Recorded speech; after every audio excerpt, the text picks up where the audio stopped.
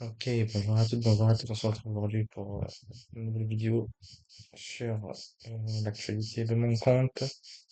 Bon, ben, aujourd'hui, je vais vous montrer un peu ce que j'ai fait là ces derniers jours. Bon, j'ai pas tradé, enfin, j'ai tradé ici, mais j'ai pas montré ça en live, j'ai pas filmé. On va regarder un peu ce qui s'est passé sur l'USD, ce que j'ai prévu, ce que j'ai Alors, hop, quand on est capable, je crois que c'était plus vite parce que j'ai pas mis de vidéo. Ok, on me rappelle. Alors ici, j'ai posé un chat, j'ai posé un chat dans le chat ici à ce moment-là, parce que bon, voilà, comportement, tout ça, voilà, j'ai l'habitude de penser au renouvellement. Mais le problème, c'est qu'en temps réel, les bougies là, elles m'ont trop fait tilter. Du coup, ce que j'ai fait, c'est que j'ai coupé vite la BE pour me prendre un short derrière, parce que c'était très long. Et franchement, en temps réel, je n'arrivais pas à tenir le pas alors que j'avais rien pour le couper, mais ça, c'est une erreur psychologique. Du coup, j'ai fait ce trade de cette façon-là, et je me suis fait essayer. Tac. Ça, c'était une des cartes que j'ai fait. Ensuite, qu'est-ce que j'ai fait comme carte? Ensuite, comme ça, je me souviens plus de ce que j'ai fait. J'ai pas fini tout, c'est des trades. Euh, voilà, j'ai fait quelques pertes. J'ai fait au moins trois pertes, là, depuis la dernière vidéo. Du coup, c'est dommage parce que j'étais bien monté. Et là, du coup, ben, je suis redescendu quasiment à moins 1% quasiment. Je suis redescendu. J'ai vraiment traversé une série de 7 pertes d'affilée. J'ai fait, ben, du coup, j'ai fait ce BO, j'ai fait cette perte. Ensuite, là, c'était le 14 juillet. J'ai fait... Ah oui, il y avait les chiffres de l'inflation aussi, les chiffres de l'inflation. Et du coup, ben, pourtant, ça, c'est quelque chose que j'ai fait en backtest aussi, que vous me voyez partout, hein. Backtest 50%, quasiment les 50. Alors, bien que les prix, ici, ils n'ont pas passé en dessous de ce niveau. En backtest, j'aurais fait ça idéalement, j'aurais fait ça pour chercher mon... Parce que là, j'ai pas fait ça. Comme les chiffres, il était un peu mitigé, mais bon, il y avait quand même deux résultats positifs sur le dollar sur trois.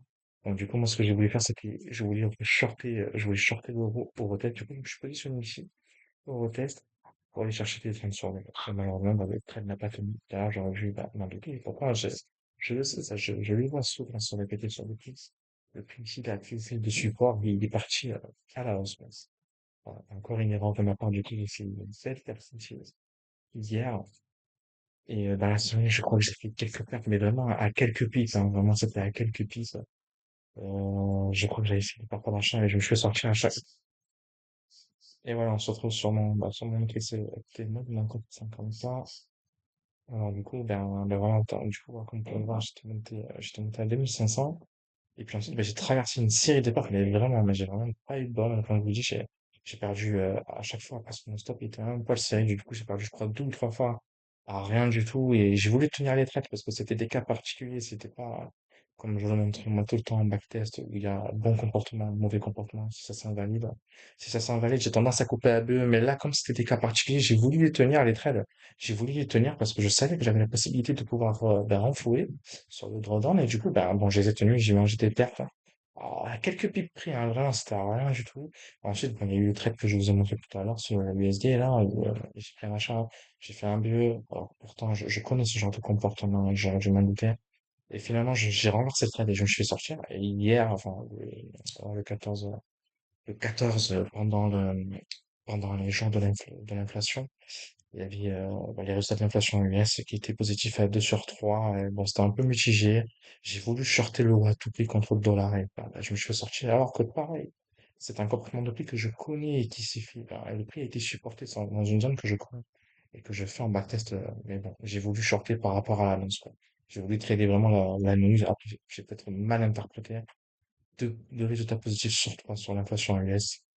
Et puis bon, là, aujourd'hui, on voit une petite remontée, on voit une belle petite remontée. J'ai tradé, hop, je vais vous montrer ça. Je voulais, ben, Euro USD, hein, c'était Euro USD que je voulais trader. Hop, alors, ben, c'est ça, j'ai fait ceci, voilà. Voilà, c'était là. Il y a eu une belle annonce économique aujourd'hui. Hop, ça, c'est le résultat de l'annonce. Ça, du coup, on était allé chercher le PDLO, je crois, de la veille. Voilà, si je peux te connaître, on était allé chercher le PDLO de la veille. Et par la suite, voilà, moi, je connais ce genre de mouvement, là. Surtout, je backtest tout le temps, vous le voyez dans mes backtests. Extension, ok. On a une prise de liquidité ici. Parce que moi, voilà, j'ai l'habitude de faire sur du CT classique. Là aussi, on a pris des lourds. On a pris encore des lourds précédents. Ici, on a réagi à quelque chose. Donc, sur Bookmap, si on avait les Bookmap, on pouvait voir, par exemple, un niveau ici, d'accord, un niveau de liquidité pris. OK. Et par derrière, derrière, ben, il y a des acheteurs qui sont arrivés massivement et ça a fait monter le prix comme je l'ai dit en escalier. Du coup, si on avait un ordre bloc, puis un second ordre bloc ici, troisième, du coup, il a bien évolué en escalier. Extension, prise de liquidité, niveau de liquidité pris, on a des acheteurs qui arrivent sur le marché, et le prix est en train de retracer doucement, doucement. Et moi, je me suis positionné exactement. Je me suis positionné, enfin, je voulais me positionner ici, mais c'était long, à démarrer, c'était long. Et franchement, j'étais fatigué de tous ces derniers jours, là, toute la journée sur le PC, à travailler, tout ça. Franchement, je suis vraiment fatigué mentalement en ce moment. Du coup, ce que j'ai fait, c'est que je fais plutôt aller regarder du côté de NZD USD. NZD USD, et voilà, je vous montre là ici en direct. Et là, voilà, c'est exactement ce que j'ai fait aujourd'hui. Donc, du coup, voilà, on a eu la prise le matin par du high de l'Asie. Puis, l'annonce qui a fait chuter le prix. On a pris le bas de l'Asie. OK? Prise de liquidité, réaction ici. On a donc l'extension, prise de liquidité, réaction. On a des acheteurs qui se mettent en place. Ici, hop, on commence à casser la structure MSS et on est en train de retracer tout le mouvement baissier quasiment. En général, je cherche les 50% de la FVG en général, moi, de cette candle. Mais souvent, ça arrive que le prix retrace entièrement jusqu'au point initial. Voilà. Du coup, ben, je me suis placé à peu près ici. J'ai raté cet adore bloc là. Du coup, je me suis positionné vraiment pile comme ici. Et j'ai profité vraiment de toute cette expansion derrière. Et j'ai pu ramasser un petit 2R. J'ai renfloué jusqu'à ben, revenir à 2 quasiment. Moi, je suis revenu à 2. Je suis à combien là? Je suis quasiment je suis à 2 là. Hop. Du coup, là, je suis à plus 100 et quelques. Alors là, vous voyez, l'univers se très zéro par la BE, moins 1000, tout ça, moins 2000. Je suis descendu maximum à moins quasiment 1% de, de mon compte. Et là, avec cette fois, tu peux remonter la pente, retourner à peu près à BE, quoi. $100 de gain. C'est dommage parce que j'avais bien avancé, j'étais à mi-chemin, mais bon, c'est pas grave, on va essayer de faire doucement, d'être posé, de se concentrer, de faire ce que j'ai l'habitude de faire par mes backtests, et d'essayer de suivre l'économie au mieux. D'ailleurs, je suis en train de m'améliorer encore, hein. Je continue d'apprendre. Ben voilà, là, on peut voir toutes les parts que j'ai fait. Comme vous pouvez le voir, j'ai vraiment traversé une série vraiment pas très bonne, quoi. Et du coup, ben voilà, quoi. Du coup, on va essayer de faire les choses posées et de tenir le compte. Et ben, également, ben voilà, quoi, de le décrocher et puis de faire des payouts, hein, de faire des payouts, c'est de continuer, de continuer. J'essaierai d'en faire un autre par la suite, et une fois que cela sera validé. Et mais voilà, de faire ce qu'on a l'habitude de faire, de pas flancher, de pas cheater, ça c'est le pire. Le pire, c'est vraiment la psychologie, hein. Il faut vraiment se tenir à sa psychologie, à sa méthodologie, ne pas se faire avoir par le bruit que peuvent faire les bougies en temps réel. Vous avez votre setup, bon comportement, mauvais comportement. Voilà, bon, moi, je le montre tout le temps ça dans mes backtests, hein, je le fais souvent. Bon comportement, c'est ça, pour moi, dans mon cas. Scénario invalidé, c'est que le prix part déjà dans le mauvais sens. Si j'ai la chance qu'il y ait une requête, je vais en DE, on va nous faire cette fois, ou alors, souvent, alors, bon, ça peut arriver que ça soit aussi une perte sèche. Mais en général, le fait comme il évolue en bas, on a la possibilité enfin, de couper la DE. Et moi, plusieurs fois dans cette série de pertes, j'ai voulu tenir des pertes parce que c'était des cas particuliers que j'ai l'habitude de faire, et malheureusement, ben, je me suis pris des pertes sèches.